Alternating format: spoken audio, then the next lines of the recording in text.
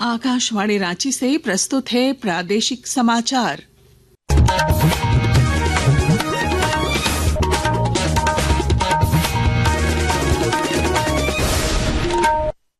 नमस्कार। प्रादेशिक समाचारों के साथ मैं पूनम केरकेट्टा। पहले मुख्य समाचार। गढ़वा में नक्सल विरोधी अभियान में सुरक्षा बलों को बड़ी सफलता। बूढ़ा पहाड़ इलाके से भारी मात्रा में हथियार और विस्फोटक बरामद। केंद्रीय गृह मंत्री ने नक्सलियों से की मुख्यधारा में लौटने की अपील। रांची समेत राज्य के कई हिस्सों में आज रामनवमी पर निकाली जाएगी झांकियां। कल निकलने वाली शोभा यात्रा को लेकर सुरक्षा के कड़े इंतजाम। 12,000 से ज्यादा अतिरिक्त बल की तैनाती। मुख्यमंत्री हेमंत सोरेन ने रामनवमी महोत्सव के मद्देनजर अधिकारियों के साथ की बैठक। विधि व्यवस्था संधारण को लेकर तैयारियों की समीक्षा की। वक्फ संशोधन विधेयक पर झारखंड में आरोप प्रत्यारोप का दौर जारी। रक्षा राज्य मंत्री ने कहा, देश हित के फैसलों का विरोध करना विपक्ष की आदत। झामुमो ने कहा, राजनीतिक लाभ के लिए पारित कराया गया बिल। और राज्य में फिर आएगा मौसम में बदलाव। 7 अप्रैल से 9 अप्रैल तक देवघर, धनबाद, दुमका, गिरिडीह समेत कई जिलों में तेज हवाओं के साथ बारिश और वज्रपात अलर्ट। और अब समाचार विस्तार से। नक्सलियों के खिलाफ चलाए जा रहे राज्यव्यापी अभियान में सुरक्षा बलों को बड़ी सफलता मिली है। सुरक्षा बलों ने गढ़वा जिले के बूढ़ा पहाड़ इलाके से भारी मात्रा में हथियार, कारतूस और विस्फोटक बरामद किया है। नक्सलियों ने तुमेरा और खापड़ी महुआ गांव के जंगल में सुरक्षा बलों को नुकसान पहुंचाने के लिए ये हथियार और विस्फोटक छिपा रखे थे। केंद्रीय गृह मंत्री अमित शाह ने अगले साल मार्च के अंत तक देश से लाल आतंक का खात्मा करने का संकल्प दोहराया है। छत्तीसगढ़ के दंतेवाड़ा में एक कार्यक्रम को संबोधित करते हुए गृह मंत्री ने माओवादियों से हथियार डालकर मुख्य धारा में शामिल होने की अपील की। सभी जिनके हाथ में हथियार है वो और हथियार नहीं है वो, सभी नक्सली भाइयों को विनती करने आया हूं, आप हथियार डाल दीजिए, मेन स्ट्रीम में आइए। और मैं आपको विश्वास दिलाता हूं, जो सरेंडर होंगे वो मेन स्ट्रीम में आएंगे और जो हथियार लेकर रहेंगे उनके साथ सुरक्षा कर्मी उनका मोर्चा संभालेंगे।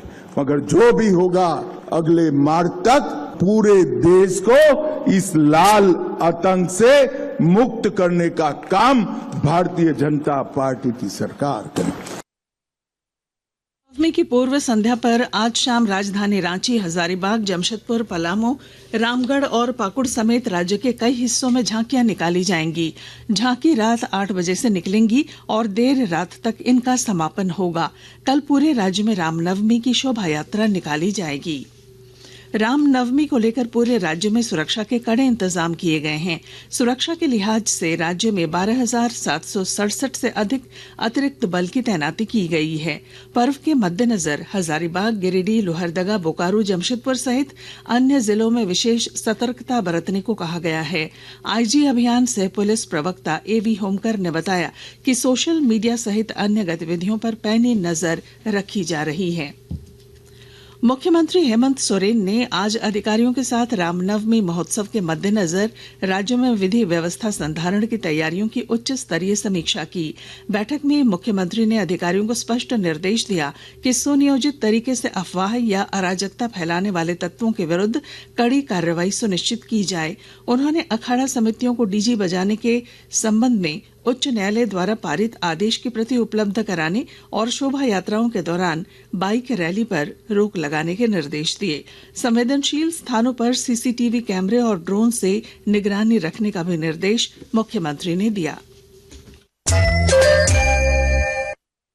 आकाशवाणी के ताजा तरीन समाचारों के लिए आप हमारी वेबसाइट news.air.gov.in पर लॉग ऑन कर सकते हैं। ताजा समाचार X handle @AIR news alerts और Facebook page All India Radio news पर भी उपलब्ध है।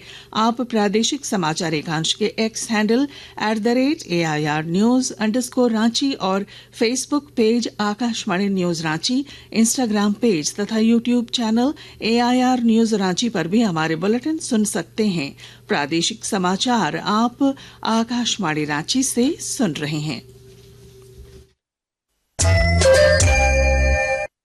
वक्फ संशोधन विधेयक को लेकर झारखंड में राजनीतिक बयानबाजी जारी है। रांची में आज पत्रकारों से बातचीत में भाजपा के वरिष्ठ नेता और रक्षा राज्य मंत्री संजय सेठ ने कहा कि देश हित में लिए गए फैसलों का विरोध करना विपक्ष की आदत बन गई है। देश हित में, जनहित में जो काम होता है कांग्रेस विरोध करती है, अब इसका भी विरोध कर रही है। अब वक्फ बिल पास होने से निश्चित रूप से पूरे देश के अंदर उत्साह का वातावरण है। इस बीच राज्य में सत्तारूढ़ गठबंधन के प्रमुख घटक झामुमो ने कहा है कि इससे देश को या समाज को कोई लाभ नहीं होने वाला है। पार्टी के प्रवक्ता मनोज पांडे ने कहा कि यह विधेयक राजनीतिक लाभ के लिए संसद से पारित कराया गया है। क्या कुछ हो जाएगा पारित होकर? महंगाई कम हो जाएगी या मणिपुर में शांति आ जाएगी या किसानों की समस्याएं हल हो जाएंगी? अप्रासंगिक विषयों पर चर्चा, ये राजनीतिक लाभ के लिए लाया गया एक प्रस्ताव है, बिल है। इससे कोई सामाजिक कोई क्रांति आ जाएगी, हमारे जीवन स्तर में आमूलचूल परिवर्तन हो जाएगा, ऐसा कुछ है तो 11 साल तक की सरकार सोई हुई क्यों थी? क्या उस समय इनके एजेंडे में ये सब नहीं था? तो ये सिर्फ बरगलाने और दिग्भ्रमित करने की एक साजिश मात्र है, उससे ज्यादा कुछ नहीं। राजमहल कोल परियोजना ईसीएल ललमटिया ने इस बार निर्धारित लक्ष्य से अधिक कोयले का उत्पादन कर बड़ी उपलब्धि हासिल की है। विस्तृत जानकारी हमारे संवाददाता से। राजमहल कोल परियोजना ईसीएल ललमटिया ने इस बार निर्धारित लक्ष्य से अधिक कोयले का उत्पादन कर कोल इंडिया में परचम लहरा दिया है। राजमहल कोल परियोजना के ललमटिया संस्थान ने अपने निर्धारित 17 मिलियन टन कोयले से अधिक 1 बिलियन टन यानी 18 मिलियन टन कोयले का उत्पादन किया है। पिछले 5 वर्षों से लगातार पीछे चल रहे परियोजना को 2025 के उत्पादन ने संजीवनी प्रदान किया है। परियोजना प्रोजेक्ट ऑफिसर सतीश मुरारी ने जमीन के रैयत, जनप्रतिनिधि, यूनियन नेता एवं परियोजना कर्मी के सहयोग के प्रति आभार व्यक्त किया है। आकाशवाणी समाचार के लिए गोड्डा से नीरव किशोर। कुछ संक्षिप्त खबरें। चैत्र नवरात्र का आज 8वां दिन है। रांची और लोहरदगा समेत राज्य भर में महाअष्टमी के दिन माता के दर्शन के लिए पूजा पंडालों में श्रद्धालुओं की भारी भीड़ देखी गई।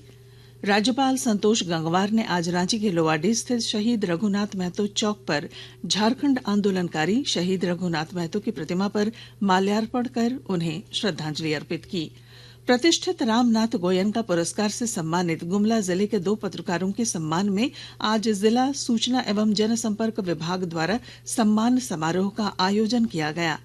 बढ़ती गर्मी को देखते हुए देवघर जिला प्रशासन ने स्कूलों के लिए गाइडलाइन जारी की है। उपायुक्त ने बच्चों को ज्यादा फिजिकल एक्टिविटी से दूर रखने का निर्देश दिया है। सरहुल पर्व के दौरान डीजे बजाने को लेकर उपजे विवाद में पूर्व मुखिया रीना भेंगराज की हत्या मामले में पुलिस ने 2 आरोपियों को गिरफ्तार कर जेल भेज दिया है। मौसम। राज्य के उत्तर पूर्वी जिलों में 7 अप्रैल से फिर मौसम में बदलाव होने की संभावना है। इससे आने वाले दिनों में तापमान में उतार चढ़ाव देखने को मिलेगा। जिन जिलों में मौसम में बदलाव होगा उनमें देवघर, धनबाद, दुमका, गिरिडीह, गोड्डा, जामताड़ा, पाकुड़ तथा साहिबगंज शामिल हैं। इन जिलों के कुछ इलाकों में गर्जन, वज्रपात और 30 से 40 किलोमीटर की गति से हवा चलने की आशंका है। झारखंड में पहली बार आयोजित 15 दिवसीय राष्ट्रीय आवासीय योगासन प्रशिक्षण शिविर का आज समापन हो गया। नटराज योग संस्थान और रांची जिला योगासन खेल संघ की ओर से यह प्रशिक्षण शिविर आयोजित किया गया था। और अब बुलेटिन के आखिर में मुख्य समाचार एक बार फिर। गढ़वा में नक्सल विरोधी अभियान में सुरक्षा बलों को बड़ी सफलता। बूढ़ा पहाड़ इलाके से भारी मात्रा में हथियार और विस्फोटक बरामद। केंद्रीय गृह मंत्री ने नक्सलियों से की मुख्यधारा में लौटने की अपील। रांची समेत राज्य के कई हिस्सों में आज रामनवमी पर निकाली जाएगी झांकियां। कल निकलने वाली शोभा यात्रा को लेकर सुरक्षा के कड़े इंतजाम। 12,000 से ज्यादा अतिरिक्त बल की तैनाती। मुख्यमंत्री हेमंत सोरेन ने रामनवमी महोत्सव के मद्देनजर अधिकारियों के साथ की बैठक। विधि व्यवस्था संधारण को लेकर तैयारियों की समीक्षा की। वक्फ संशोधन विधेयक पर झारखंड में आरोप प्रत्यारोप का दौर जारी। रक्षा राज्य मंत्री ने कहा, देश हित के फैसलों का विरोध करना विपक्ष की आदत। झामुमो ने कहा, राजनीतिक लाभ के लिए पारित कराया गया बिल।